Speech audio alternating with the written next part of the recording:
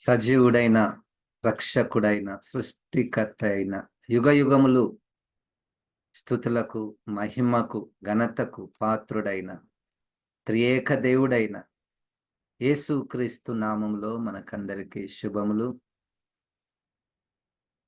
ప్రకటన గ్రంథాన్ని మనము స్టడీ చేయడానికి ప్రభు మనకు ఎంతో గొప్ప కృప చూపిస్తున్నాడు. దాదాపుగా మనము 41 వారాలు దీన్ని చేస్తూ వచ్చాము. ఇంకా మనము దేవుని యొక్క మాటలను ప్రతి వారము ఆయన సహాయము ద్వారా మనము ఇది చేయడానికి ప్రభు మనకు కృప చూపిస్తూ ఉన్నాడు. ఒక్కొక్కసారి మనము ఇతర సబ్జెక్ట్స్ వల్లే, అంటే ఇతర మన సెక్యులర్ ఎడ్యుకేషన్ వల్లే సబ్జెక్ట్ వైజ్గా, టాపిక్ వైజ్గా మనం సంపూర్ణంగా ముగించకపోవచ్చు.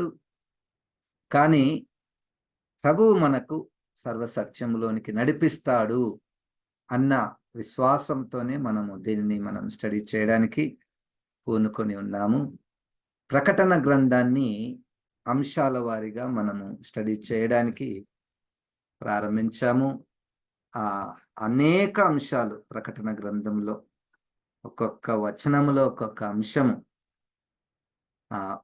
ఒక్కొక్క వచనంలో ఒక్కొక్కసారి 2-3 అంశాలు మనకు కనపడతాయి. అంత విస్తారమైనటువంటి, లోతైనటువంటి, దైవ సంబంధమైనటువంటి విషయాలు మనము ప్రకటన గ్రంథంలో మనం చూస్తాం. ఇవి పాత నిబంధనలో ఉన్నట్టు కథలు కాకుండా ఇవి ఒక్కొక్కటి చాలా బరువైనటువంటి మర్మములతో కూడుకున్నటువంటివి.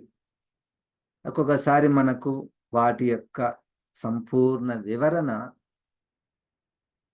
తెలియకపోతే మనము ఏదొకటి చెప్పి, లేకపోతే ఏదొక దాన్ని అర్థం చేసుకొని ముందుకు పోవడము, అట్లా పోవడానికి వీలు లేదు. తెలియకపోతే తెలియదు, లేకపోతే ఇట్లా కావచ్చు, లేకపోతే ఇదే అని మనం చెప్పవచ్చు. తెలియనటువంటి విషయాలు మాత్రం తప్పకుండా మన యొక్క స్టడీలో ఉన్నాయి. సరే, ఇప్పుడు మనం ఎన్నుకున్నటువంటి అంశము యేసుక్రీస్తు కదా. యేసుక్రీస్తు యొక్క రూపాన్ని చూసాము.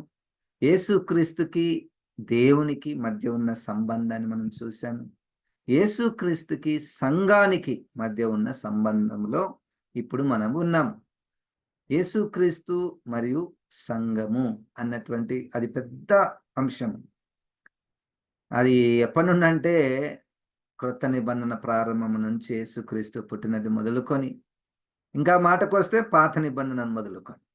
ఎందుకంటే ఈ సార్వత్రిక సంఘములో ఇశ్రాయేలు కూడా ఉన్నారు. వారికి కూడా యేసుక్రీస్తే రక్షకుడు. దేవునికి స్తోత్రం. గనుక యేసుక్రీస్తుకి సంఘానికి మధ్య ఉన్న సంబంధాన్ని మనం స్టడీ చేస్తున్నాము. ప్రకటన గ్రంథము 13వ అధ్యాయములో మనము పోయిన వారములో కొన్నిటిని అక్కడ స్టాప్ చేశాము. ఇప్పుడు 9-10 వచనాలను మనము చదువుకుందామండి. ప్రకటన గ్రంథము 13వ అధ్యాయము 9-10 వచనాలు. ఎవడైనను చెవి గలవాడైతే వినుగాక. ఈ పదంలో మనకేం కనపడుతుంది? ఎవడైనను చెవి గలవాడైతే. ఈ మాట మనకు ప్రకటన 2-3 అధ్యాయాలలో సంఘాలతో మాట్లాడుతున్నప్పుడు ఆత్మ సంఘములతో చెప్పుచున్న మాటలు చెవి గలవాడు వినుగాక. ఇప్పుడు 10వ వచనం. ఎవడైనను చెరపట్ట వలనని ఉన్నయెడల వాడు చెరలోనికి పోవును. ఎవడైనను ఖడ్గము చేత చంపిన ఎడల వాడు ఖడ్గం చేత చంపబడవలెను. ఈ విషయంలో పరిశుద్ధుల ఓర్పును విశ్వాసమును కనబడును. Better I'll read it in English also for clear understanding of it.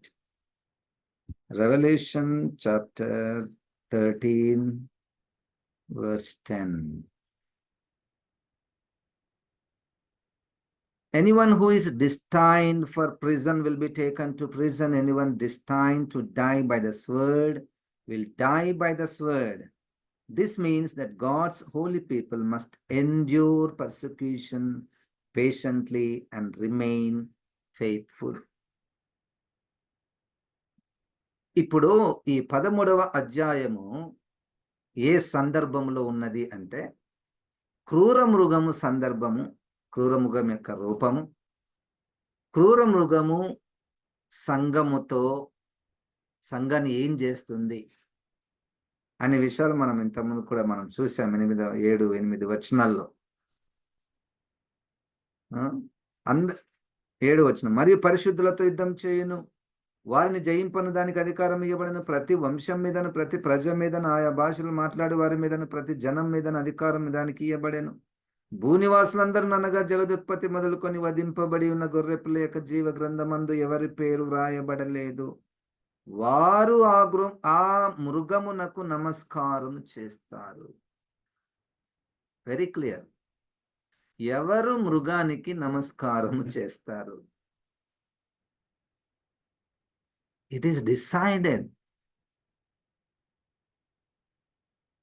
నేను చేస్తున్నా లేదో ఆ టైం వచ్చే లోపల ఎట్లుంటుందని నా మనసు మీరు ఆలోచన పెట్టుకోని అవసరం లేదు. జీవ గ్రంథంలో పేర్లు లేని వాళ్ళు 100% ఆ క్రూర మృగానికి నమస్కారం చేస్తారు. నమస్కారం చేసిన తర్వాత ఇక మారు మనసు పొందడానికి వీలు లేదు. ఎందుకంటే ఇది కేవలం నమస్కారం వేయడం కాదు, it is to do with the ceiling. Mudra వేయబడుతుంది. జీవ గ్రంథంలో నా పేరు ఉందా లేదా ఎట్లా తెలుసుకోవాలి సార్? ఇప్పుడు జీవ గ్రంథంలో నా పేరు ఉన్నదా లేదా? Very simple words. పరిశుద్ధాత్మ ద్వారా పాపములను ఒప్పుకొని యేసుక్రీస్తే నా కొరకు చనిపోయి తిరిగి లేచాడని హృదయంలో విశ్వసించి, ఆ విశ్వాసమునకు తగిన విధేయత మనం చూపించుటకు మనము ఆ నిర్ణయం మనం తీసుకున్నటువంటి వారం అయితే, యేసుక్రీస్తు తాను ప్రారంభించినటువంటి మనలో ఉంచినటువంటి విశ్వాసమును కొనసాగించువాడని, ఆయననే దాని యొక్క ముగించువాడని, ఆయననే యేసుక్రీస్తే తండ్రి ఎదుట మనల్ని నిష్కలంకులుగా నిలవబెట్టగల శక్తిమంతుడని నమ్మితే నీ పేరు జీవ గ్రంథంలో ఉన్నట్టే. ఈ జీవ గ్రంథంలో ఉన్న వాళ్లకు శ్రమలు ఉంటాయా ఉండవా అది పాయింట్ కాదు ఇక్కడ. జీవ గ్రంథంలో రాయబడినటువంటి పేర్లు కలిగినటువంటి వారు మాత్రమే ఎట్టి పరిస్థితుల్లో వానికి నమస్కారం చేయరు. అది పాయింట్. మరియు వాడు పెట్టే శ్రమలకు జీవ గ్రంథంలో పేర్లు రాయబడిన వారు ఉంటారా? 100% ఉంటారు. ఈ వచనం ప్రకారము ఇప్పుడు చూడండి ఎంత కఠినమైనటువంటి మాటను 10వ వచనంలో. ఎవడైనను అంటే జనరల్ కాదు అక్కడ. పరిశుద్ధులు, విశ్వాసులు వారు చెరపట్టవలెనని ఉన్న ఎడల, డిస్టైన్ అంటే కొంతమందిని దేవుడు ముందుగానే ఏర్పాటు చేశాడు. దేవుడే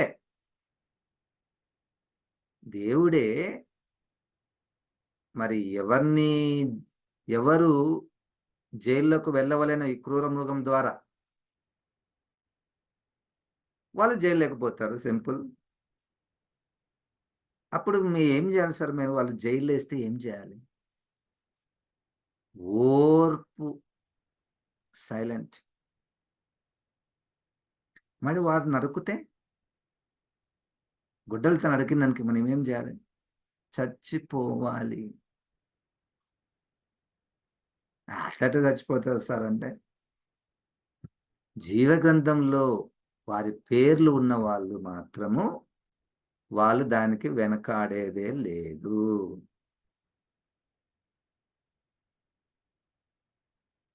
చూడండి మనం ఏం నేర్చుకుంటున్నామో 10వ వచనంలో. ఎవడైనాను చెరపట్ట వలెనని ఉన్న ఎడల వాడు చెరలోనికి పోవును. ఎవడైనా ఖడ్గము చేత చంపిన ఎడల వాడు ఖడ్గము చేత చంపబడవలెను. ఈ విషయములో పరిశుద్ధుల ఓర్పును విశ్వాసమును కనబడును.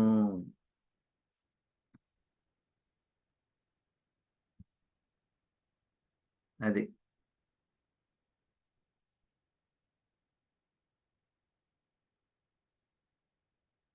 మనము ఇప్పుడు ఏం నేర్చుకుంటున్నామంటే, యేసుక్రీస్తు సంఘము. ఈ యేసుక్రీస్తు సంఘము, సంఘము అంత్య దినములలో పరలోకములో భూలోకములో అలంకారముగాను ఉపమానముగాను గుర్తుల రూపంలో గాను ఆ సంఘము వివరించబడుతుంది ఇక్కడ. ఆ సంఘ పరిస్థితి మనకిక్కడ తెలియచేయబడుతుంది. దీన్ని బట్టి మనం ఏం చెప్పుకోవచ్చు? ఒక నిర్ణయం. ఒక నిర్ణయం అంటే నిర్ణయం అనే పదం వాడను నేను. దీన్ని బట్టి మనకు కొన్ని బిగ్ క్వెషన్స్ ఉన్నాయి గదా! సంఘము శ్రమలలో ఉంటుందా? అసలు ఫస్టు శ్రమలు అన్నటువంటి పదాన్ని మనం నిర్వచనం చేయాలి. ముద్రలు విప్పుతున్నప్పుడు శ్రమలా? బూరలు ఊదుతున్నప్పుడు భూమి మీద కలిగే విపత్తుల వలన శ్రమలా? ముద్రలను పాత్రలను భూమి మీద కుమ్మరింప చేస్తున్నప్పుడు జరిగే శ్రమలా? క్రూర మృగము బయలుపరచబడినప్పుడు తన కాలములో క్రైస్తవులకు శ్రమలా? ఈ విధంగా రకరకాలైనటువంటి ప్రశ్నలున్నాయి.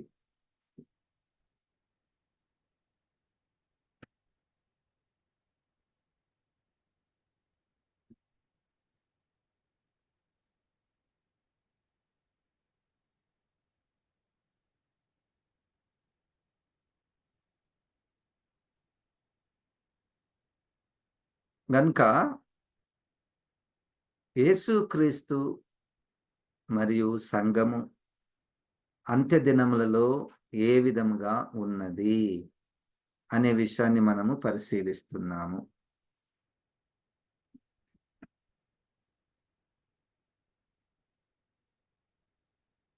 తర్వాత వచనాలలో మనం గమనిద్దాము.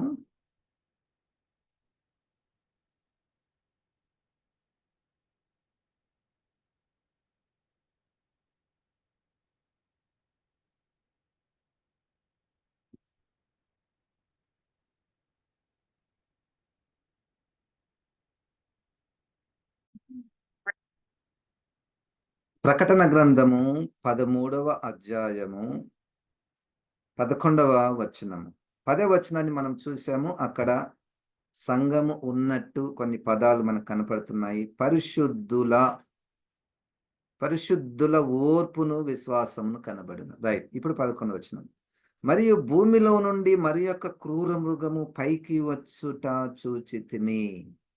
గొర్రెపిల్ల కొమ్ము వంటి 2 కమ్ములు దానికుండెను. అది ఘట సర్పము వలె మాటలాడుచుండెను. అది ఆ మొదటి క్రూర మృగమునకున్న అధికారపు చేష్టలన్నీయు దాని ఎదుట చేయుచున్నది.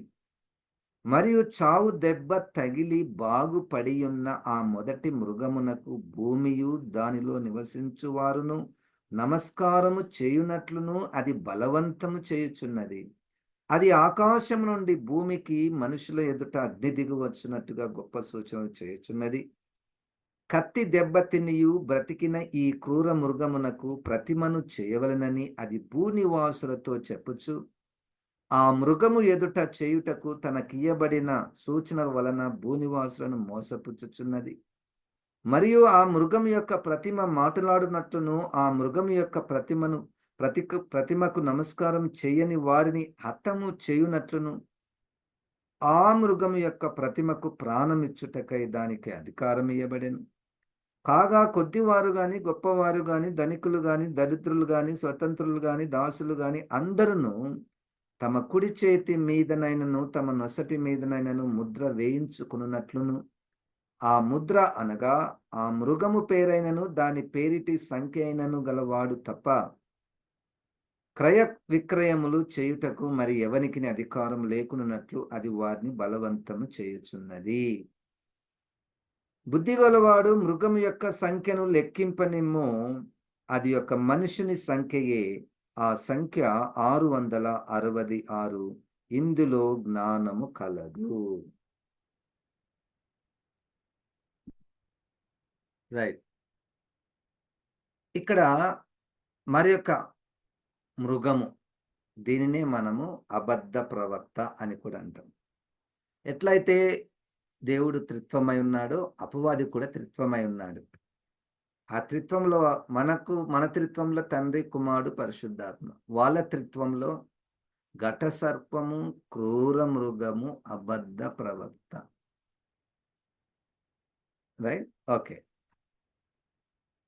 అయితే ఇక్కడ మనం చదివినటువంటి వాక్య భాగములో భూ ప్రజలందరూ, భూ నివాసులతో, అది పాయింట్. 14 వచనం.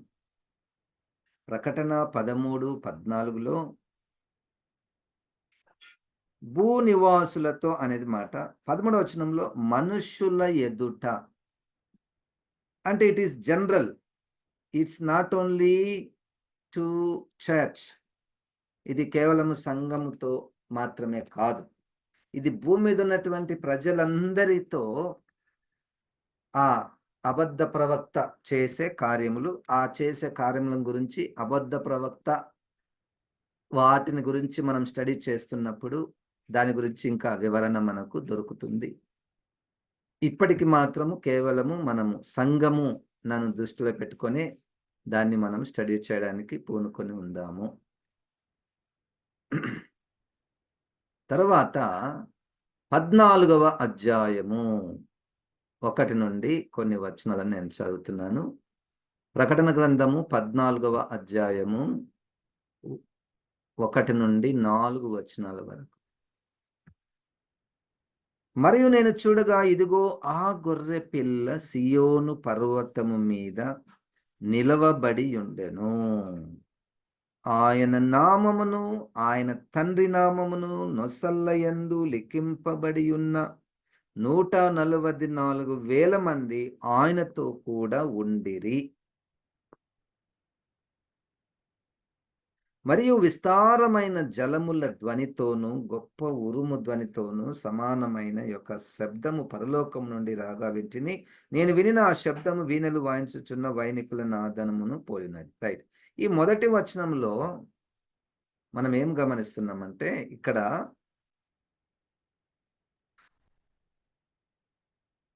144,000 మంది.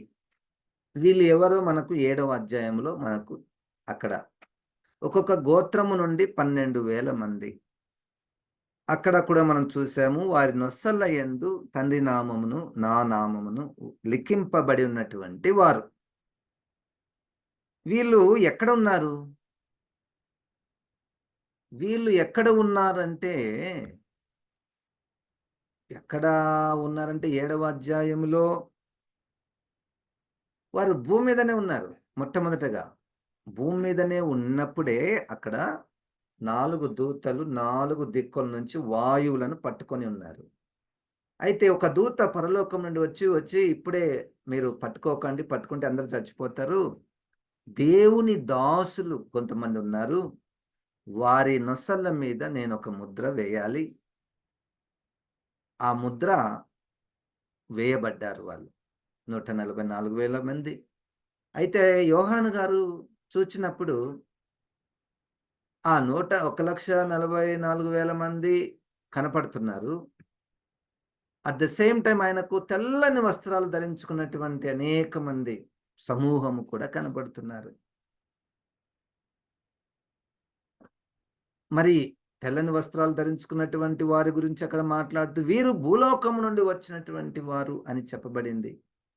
కనుక వీరు ఈ సంఘము పరలోకంలో ఉన్నట్టు మనం గుర్తించవచ్చు. రైట్. ఆయనతో కూడా ఉండిరి, అది పాయింట్. ఇప్పుడు సియోను పర్వతం ఉంది.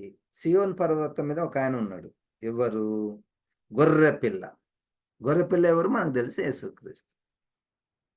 ఈ సియోను పర్వతం మీద ఉన్నటువంటి ఈ గొర్రెపిల్ల దగ్గర ఎవరున్నారు? 144,000 మంది ఉన్నారు. వీళ్ళకు యేసుక్రీస్తుకి సంబంధం ఏమిటంటే, యేసుక్రీస్తు నామము వీళ్ళ నుదటి మీద ముద్ర వేశారు. అయితే వాళ్ళు వాళ్ళను మనం ఏమంటున్నామంటే సంఘము అంటున్నాం. ఇప్పుడు సంఘము, యేసుక్రీస్తుకి మధ్య ఉన్న సంబంధం గురించే కదా మాట్లాడుకునేది. సియోను కొండ, సియోను పర్వతం, సియోను పర్వతము అది పరలోకానికి గుర్తు. యేసుక్రీస్తుతో ఈ 144,000 మంది ఉన్నారు. సంఘం ఉన్నది. రెండవ వచనం ప్రకటన 14:2 మరియు విస్తారమైన జలముల ధ్వనితోను గొప్ప ఉరుము ధ్వనితోను సమానమైన ఒక శబ్దము పరలోకం నుండి రాగా వింటిని. నేను వినిన ఆ శబ్దము వీణులు వాయించుచున్న వైనికుల నాదమును పోలినది. వారు సింహాసనం ఎదుటను ఆ 4 జీవుల ఎదుటను పెద్దల ఎదుటను ఒక క్రొత్త కీర్తన పాడుచున్నారు. భూలోకముల నుండి కొనబడిన ఈ 144,000 మంది తప్ప మరి ఎవరును ఆ కీర్తన నేర్చుకొనజాలరు. ఇక్కడ భూలోకము నుండి కొనబడిన ఆ పదం, భూలోకం నుండి కొనబడిన అనే పదం ఏంటంటే, రండి ఇప్పుడు 5వ అధ్యాయం ప్రకటన 5వ అధ్యాయము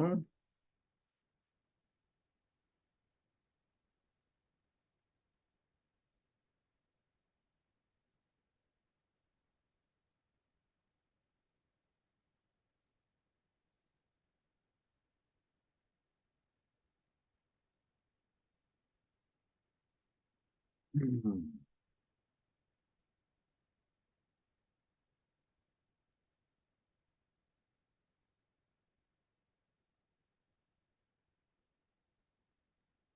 ఓకే. ప్రకటన గ్రంథము 5వ అధ్యాయము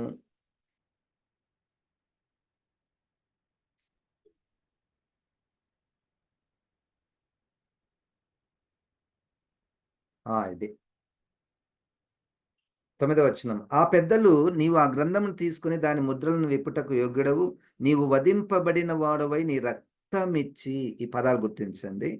వధింపబడిన వాడవై నీ రక్తమిచ్చి ప్రతి వంశంలోను ఆయా భాషలు మాట్లాడు వారిలోను ప్రతి ప్రజలోను ప్రతి జనములోను దేవుని కొరకు మనుషులను కొని, ఆ 144,000 మంది నీ కూడా గొర్రెపిల్ల తన రక్తంతో కొని. ఇంక అన్ని భాషల్లో ఉన్నటువంటి వారు, ఈ ఈ పదము సార్వత్రిక సంఘముని సూచించేటటువంటి మాటలు. ఏంటి? ప్రతి ప్రజ, ప్రతి జనము, వారిలో ప్రతి వారిలో ఉన్నటువంటి వారిని అందరినీ కూడా కొనడము. ఇక్కడ చూడండి వెంటనే 9వ వచనంలో, గనుక వారు భూలోకమందు ఏలుదురని క్రొత్త పాట పాడుదురు.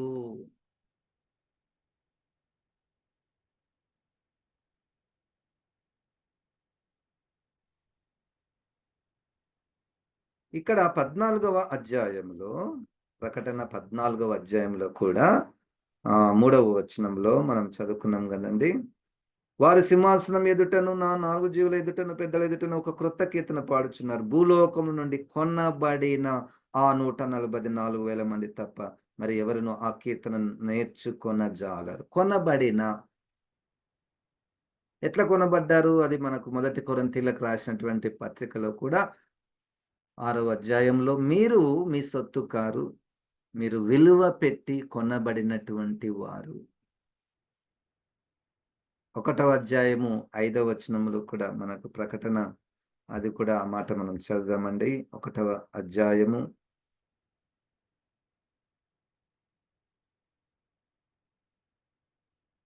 6వ వచనం. మనలను ప్రేమించుచు తన రక్తం వలన మన పాపం నుండి మనలను విడిపించిన వానికి మహిమయు ప్రభావమును యుగయుగములు కలుగునుగాక. రక్షణ పొందినటువంటి వారు 144,000 మంది. If it is symbolic, which includes the whole universal church. ఒకవేళ 144,000 మంది అనే నంబర్ అది ఒక గుర్తుగా వాడబడి ఉంటే, అది సార్వత్రిక సంఘానికి గుర్తు. ఇప్పుడు 14వ అధ్యాయంలో మనము ఏంటి సంఘానికి క్రీస్తుకు మధ్య ఉన్న సంబంధము?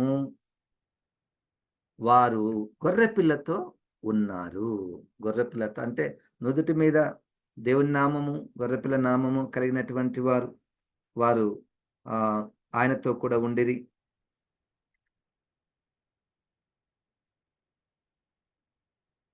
వాళ్ళు కొత్త కీర్తన పాడుచున్నారు. ఎక్కడ పాడుతున్నారు చూడండి. సింహాసనం ఎదుట. వాళ్ళు పరలోకంలో ఉన్నారా లేదనే దానికి ఇదొక రుజువు. ఈ 144,000 మంది పరలోకములో ఉన్నారా లేదా? ఉన్నారు. ఎట్లా తెలుసు మనకు? వారు సింహాసనం ఎదుటను, ఆ 4 జీవుల ఎదుటను, పెద్దల ఎదుటను ఒక క్రొత్త కీర్తన పాడుచున్నారు. భూలోకం నుండి కొనబడిన ఆ పా ఆ 144,000 మంది తప్ప మరి ఎవరును ఆ కీర్తన నేర్చుకొనజాలరు. ఇప్పుడు చూడండి 4 వచనంలో. వీరు స్త్రీ సాంగత్యమున అపవిత్రులు కానివారును, స్త్రీ సాంగత్యము ఎరుగని వారునయుండి, గొర్రెపిల్ల ఎక్కడికి పోవునో అక్కడికెల్లా ఆయనను వెంబడింతురు. వీరు దేవుని కొరకును, గొర్రెపిల్ల కొరకును ప్రథమ ఫలముగా ఉండుటకై మనుషులలో నుండి కొనబడిన వారు. ఆహా! ఇక్కడ దొరికింది జవాబొకటి. ఇది చాలా జాగ్రత్తగా విందాము. ఈ 144,000 మంది ఎవరు? ఎవరంటే వాళ్ళకు ముద్ర వేయడానికి గల కారణం ఏంటి? ముద్ర వే వాళ్ళు వాళ్ళ వాళ్ళ మీద ఎట్లా ముద్ర వేశారు? ఎట్లా ఉంటే మన మీద ముద్ర వస్తుంది? లేదా ఎట్లా ఉంటే మన పేర్లు జీవగ్రంథంలో వ్రాయబడి ఉంటాయి? దీంట్లో 2 అర్థాలున్నాయి. ఒకటి మనకి ఇష్టమైన అర్థం ఏందంటే, దాన్నేమంటారంటే ప్రీడెస్టినేషన్ అంటారు. ప్రీడెస్టినేషన్ అంటే దేవుడు ముందుగానే అన్ని విషయాలను నిర్ణయించాడు. ఎవరు జైలుకి పోవాలి, ఎవరు కత్తితో నరకబడాలి, ఎవరు జీవగ్రంథంలో రాయబడాలి, ఎవరు క్రీస్తుని అంగీకరించాలి, ఎవరి నుదుటి మీద పేర్లు రాయబడాలి, ఇవన్నీ ముందుగానే నిర్ణయించాడు అన్నటువంటిది ఒక బోధ. అది తప్పా, కరెక్టా అన్నటువంటిది పరిశుద్ధాత్మ దేవుడు మనల్ని ఆ సత్యంలోనికి నడిపించాలి.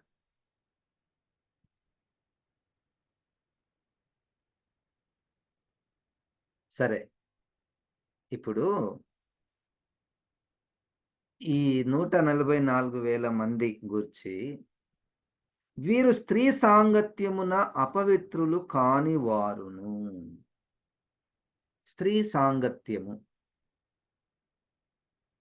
ఆ పదంలో ఏముంది చూడండి. ఇంగ్లీష్‌లో ట్రై టు సీ ఇట్. 4 వచనంలో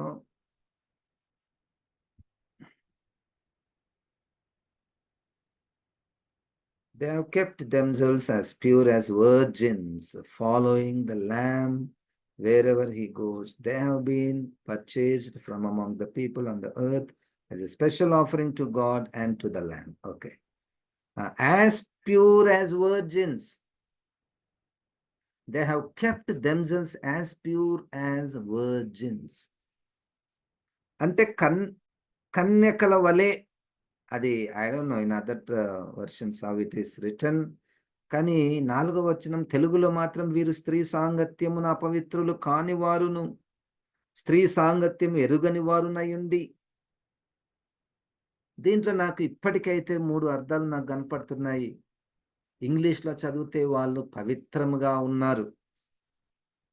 ఇంగ్లీష్‌లో చదివితే ఆ అర్థము అంటే అది న్యూ లివింగ్ ట్రాన్స్‌లేషన్‌లో ఆ విధంగా కనబడుతుంది.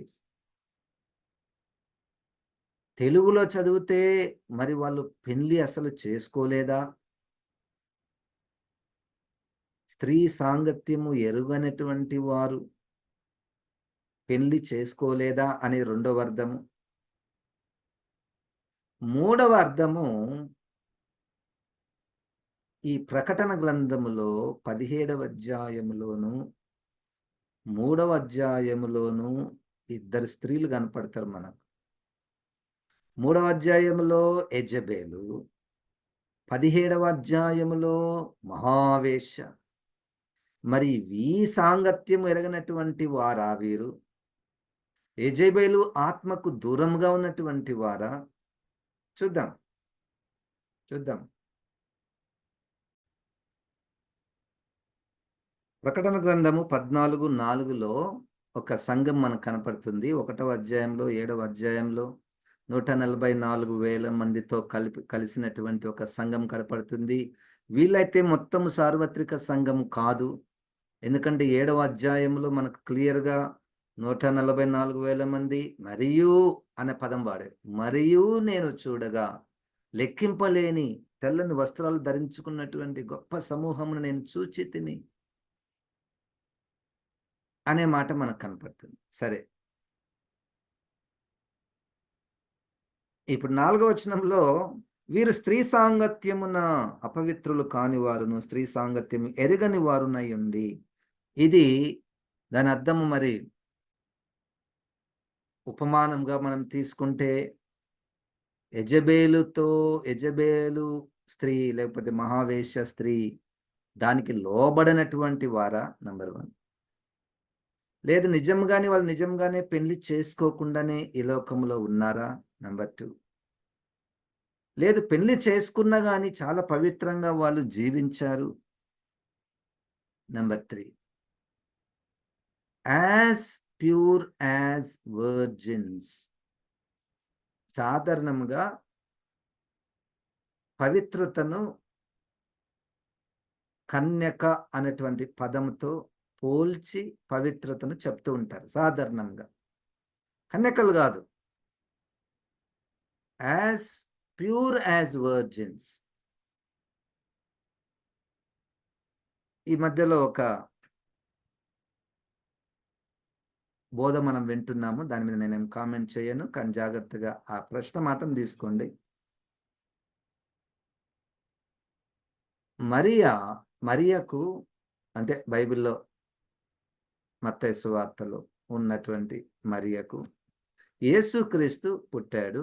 దాని తర్వాత ఇంకా ఎవ్వరు ఆమెకు పుట్టలేదు. మనం అక్కడక్కడ ఆయన సహోదరులు, సహోదరులు అనే పదం చూస్తాం కదా! అది బైబిల్‌లో ఉపమానంగా వ్రాయబడింది గాని నిజంగా యేసుక్రీస్తుకు అన్నదమ్ములు, అక్కచెల్లెళ్ళు లేరు. మరియకు ఒక్కడే కొడుకు అని చెప్పడంలో వాళ్ళకున్న ఉద్దేశ్యం ఏమిటంటే మరియ కన్యక. పురుషుని ఎరగలేదు. యేసుక్రీస్తు పుట్టక మునుపు కన్యకనే, పుట్టిన తర్వాత కూడా ఆమె కన్యకనే అని చెప్పడానికి వారు ఆ విధమైనటువంటి సపోర్టింగ్ స్టేట్మెంట్స్ ఇస్తూ ఉన్నారు. అంటే మరియను వర్జిన్‌గా అది మనకు ఒక విశ్వాస డినామినేషన్ ఉంది. మేరీ వాజ్ ఎ వర్జిన్ అని. రైట్. వర్జిన్ మేరీ అని. రైట్. సో అది కాదు మనకు పాయింట్ ఇక్కడ. వీరు స్త్రీ సాంగత్యం అపవిత్రులు కాని వారును, స్త్రీ సాంగత్యం ఎరగని వారునయుండి గొర్రెపిల్ల ఎక్కడికి పోవును అక్కడికెల్లా ఆయనను వెంబడింతురు.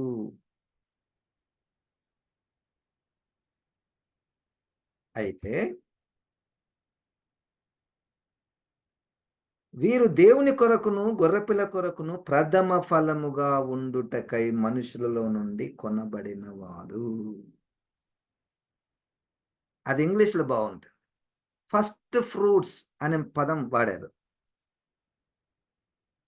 They were bought as a first fruit. First fruit అంటే అర్థమైంది తెలుసా అండి? పాత నిబంధనలో ఒక పండగనే ఉంది, ఫస్ట్ ఫ్రూట్స్ పండుగ అని. దాని తెలుగులో ఏమంటారంటే ప్రథమ ఫలముల పండుగ అంటారు. ప్రథమ ఫలముల పండుగ.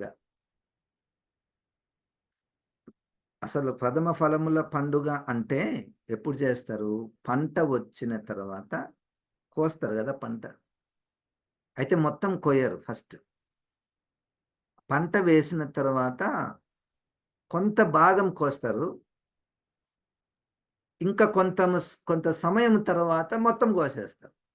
మొత్తం కోసినటువంటి దాన్ని ఏమంటారంటే హార్వెస్ట్ ఫెస్టివల్ అంటారు. Harvest festival. తెలుగులో నాకు ఇప్పుడు గుర్తుకొస్తలేదు. మీరు తర్వాత చెప్పండి. Harvest festival, first fruit festival 2 వేరు వేరు.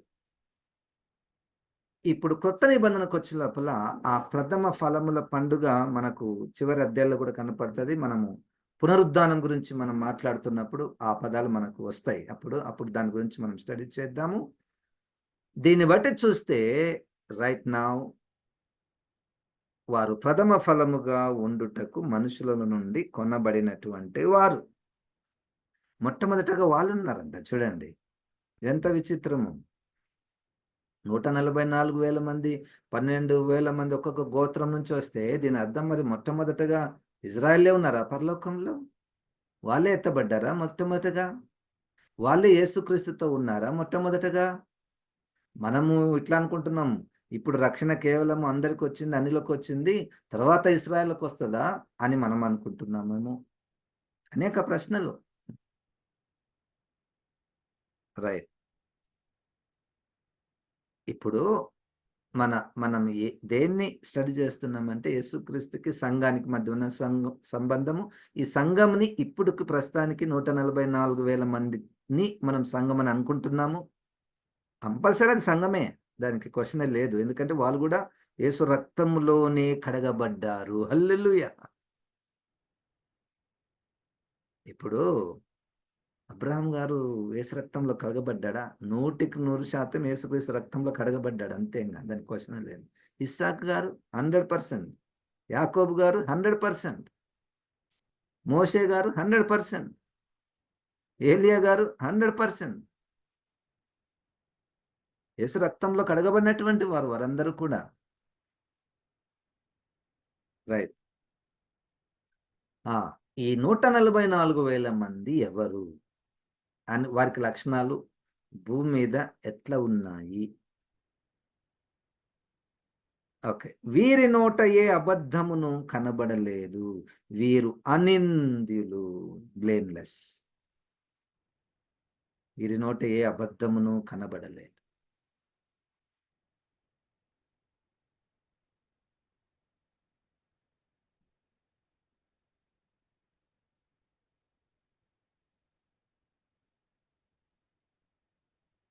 ఇది యేసుక్రీస్తుకి,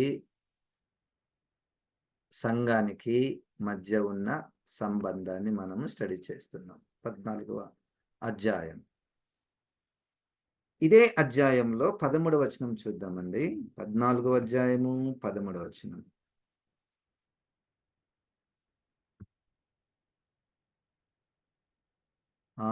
దానికంటే ముందు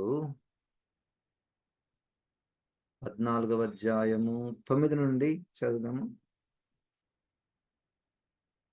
మరియు వేరొక దూతనగా 3వ దూత వీరి వెంబడి వచ్చి గొప్ప స్వరముతో ఇలాగు చెప్పెను.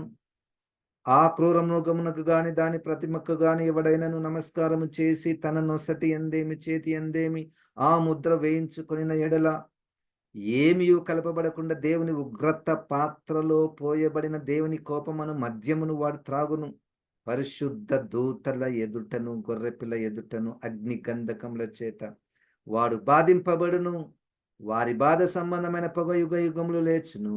ఆ క్రూర మృగమునకు గాని దాని ప్రతిమకు గాని నమస్కారం చేయువారును దాని పేరు గల ముద్ర ఎవడైనను వేయించుకొనిన ఎడల వాడును రాత్రింబగళ్ళు నెమ్మది లేని వారై యుందురు.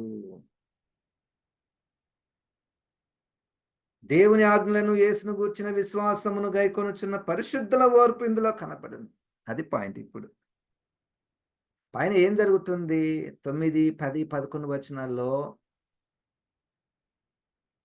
ఒక వరల్డ్ డిక్రీ, వర్డిక్ట్. ప్రపంచమంతా ఒకటి ఇప్పుడు డేంజర్ బెల్స్ అని చెప్తారు కదా, అనౌన్స్మెంట్. అందరు మాస్కులు ధరించాలి. అట్లా భవిష్యత్తులో అటువంటి వరల్డ్ వర్డిక్ట్ రిలీజ్ అవుతుంది. ఎందుకంటే ఆ రిలీజ్ చేసేటోడు క్రూరమృగం కాబట్టి. క్రూరమృగము, ఘట సర్పము, అబద్ధ ప్రవక్త ముగ్గురు కూర్చొని మీటింగ్ పెట్టుకొని ఇక ఆ వర్డిక్ట్ బయలుదేరుతుంది. ఏంటి అంటే ఆ ప్రతిమకు మీరు మొక్కాలి, నొసటి మీద ముద్ర వేయించుకోవాలి. స్టార్ట్ అయింది. అప్పుడు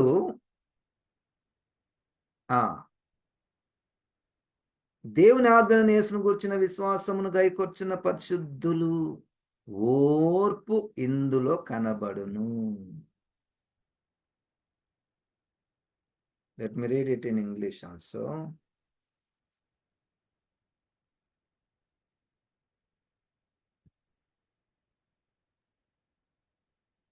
ఇది ఎంత క్లియర్గా ఇచ్చిందో చూడండి. I'll read 11th and 12th.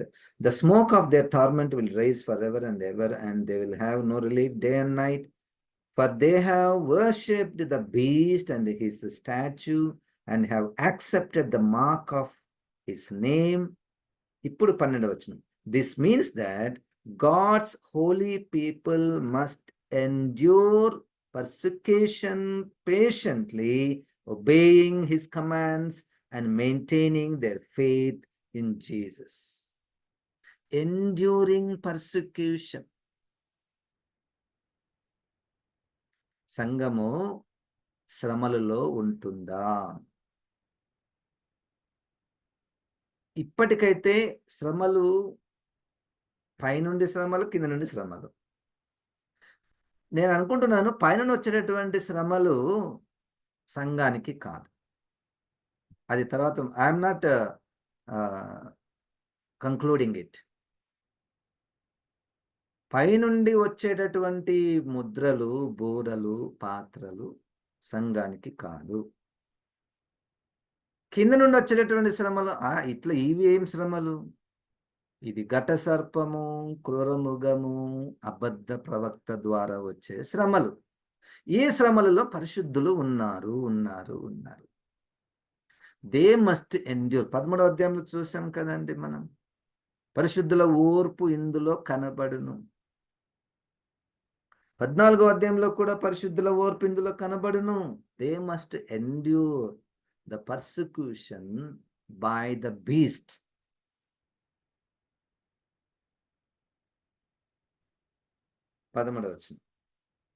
అంతటా ఇప్పటి నుండి ప్రభువు నందు మృతులు ధన్యులని వ్రాయుమని పరలోకం నుండి ఒక స్వరము చెప్పగా వెంటనే నిజమే వారు తమ ప్రయాసములు మాని విశ్రాంతి పొందుదురు, వారి క్రియలు వారి వెంట పోవునని ఆత్మ చెప్పుచున్నాడు. ఇప్పుడు ఎవరైనా చనిపోయారు అనుకోండి, నన్ను అడుగుతారు, పాస్టర్ గారు ఆ బ్యానర్ మీద ఏం రాయాలి? సమాధి రాయి మీద, పలక మీద ఏమి రాయాలి అంటే ఇది భలే ఉంది. ప్రభువునందు మృతినందు మృతులు ధన్యులు. ఇప్పుడు ఈ చనిపోయినటువంటి వ్యక్తి ప్రభువునందు మృతి పొందాడా, లేకపోతే మృతి కంటే ప్రభువునందు నిద్రించాడా? మా నాయన కానీ, మా అన్న కానీ, మా అమ్మ కానీ ప్రభువునందు మృతి పొందారా?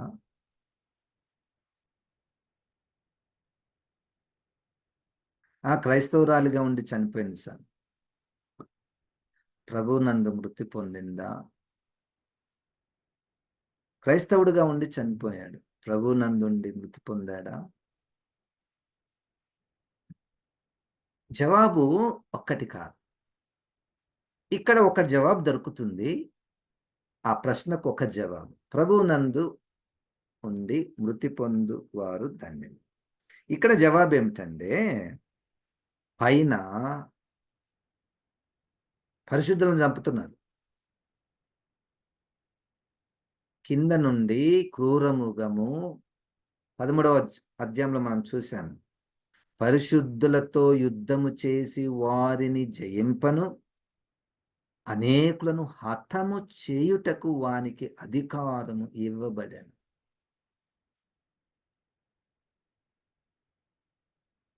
క్రీస్తుని అంగీకరిస్తే ఒకవైపు శ్రమలు, ఇంకొక వైపు మరణము,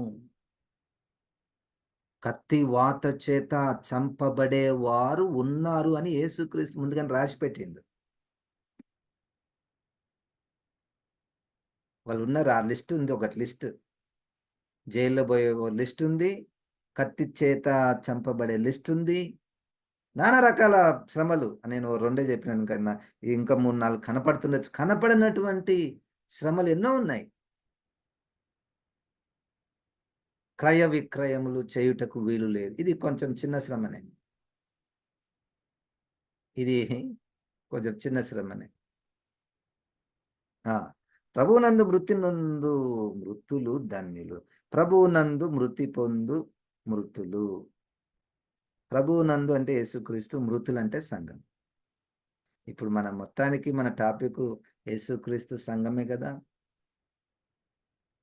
యేసుక్రీస్తు సంఘానికి మధ్య ఉన్న సంబంధంలో ఈ సంఘంలో ఉన్నటువంటి విశ్వాసులు చనిపోతున్నారు.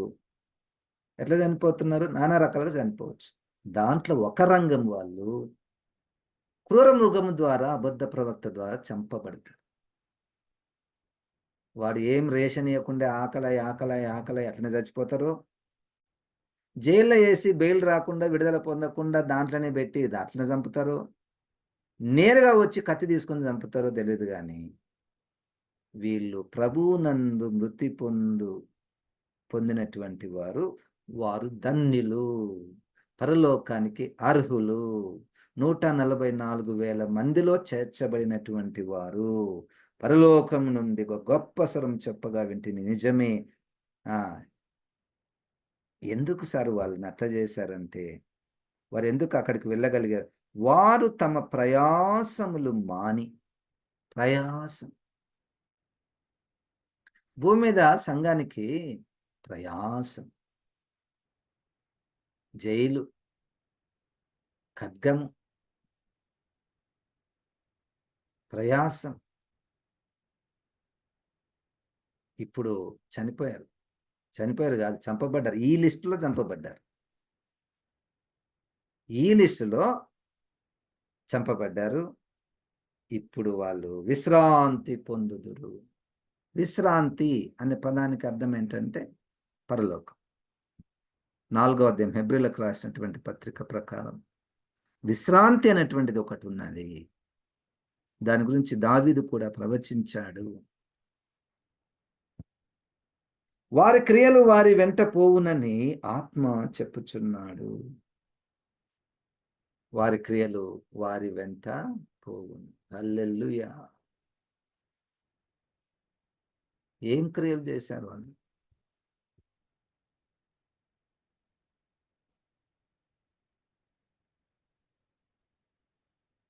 పద్నాలుగో వచనము, ప్రకటన 14:14. మరియు నేను చూడగా ఇదిగో తెల్లని మేఘము కనబడెను. మనుష్య కుమారుని పోలిన ఎక్కడ మేఘము మీద ఆసీనుడై ఉండెను. ఆయన శిరస్సు మీద సువర్ణ కిరీటమును, చేతిలో వాడిగల కొడవలియు ఉండెను. ఇక్కడ నుండి మీరు చాలా జాగ్రత్తగా వినాలి. But because of the time limitations, we'll continue in the next episode.